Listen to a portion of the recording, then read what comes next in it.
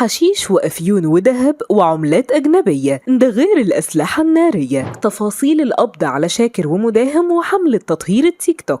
اتقبض عليهم واتحبسوا في تهمة التحريض على الفسق والفجور ونشر مقاطع خادشة للحياء، ده غير الحشيش والأفيون والأسلحة النارية. شاكر وسعدني ومداهم في قبضة وزارة الداخلية ومتكلبشين، ومن ضباط مباحث لمتهمين بتعاطي المخدرات، ومعاهم سلاح وذخيرة، ومتكلبشين علشان يترحلوا ويتحلل لهم. وبعد الملايين والكافيهات والمطاعم وفلل زايد ومدينتي للحبس والنوم على البرج. حكاية حملة تطهير التيك توك في مصر، وازاي قدروا يوصلوا لكل التيك توكرز دول في أيام بسيطة، وإيه تفاصيل وأسرار القبض عليهم. ووزارة الداخلية والأجهزة الأمنية قررت تنظف السوشيال ميديا وقبضت على 12 شخص من أهم التيك توكرز وصناع المحتوى الغير هادف على تيك توك، واللي من بينهم ليلى الشبح وشاكر ومداهم وسوزي الأردنية وعبد العاطي وغيرهم كتير. ده غير إن محامين ومسؤولين كتير بيطلبوا بحذف مقاطعهم، واللي قالوا إن عدده أكتر من 2.9 مليون مقاطع على السوشيال ميديا بعد ظهور شاكر في بث مباشر، ونفى إنه مطلوب أو في أي ملاحقات أمنية ليه،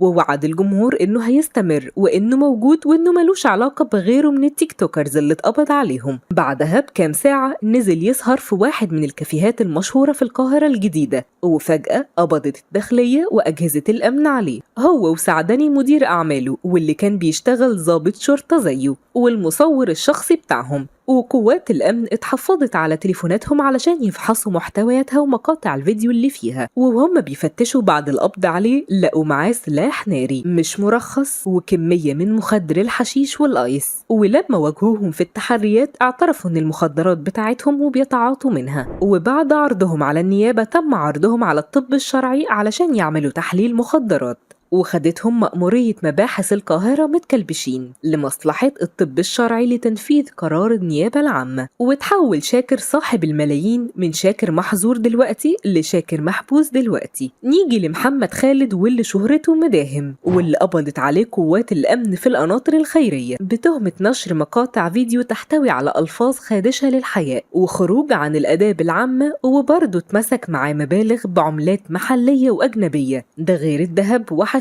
وأفيون. وبعد مواجهته اعترف انه بينشر الفيديوهات دي على صفحته بهدف زيادة المشاهدات وتحقيق مكاسب مادية بالدولار، وقال ان المخدرات اللي معاه بيتعاطاها وانه الدولارات اللي معاه من مكاسب التيك توك. مش بس مداهم وشاكر اللي اتقبض عليهم، لا ده الحملة كان من ضمنها كتير من اصحاب النوع ده من المحتوى زي سوزي الأردنية وأم مكة وأم سجدة وقمر الوكالة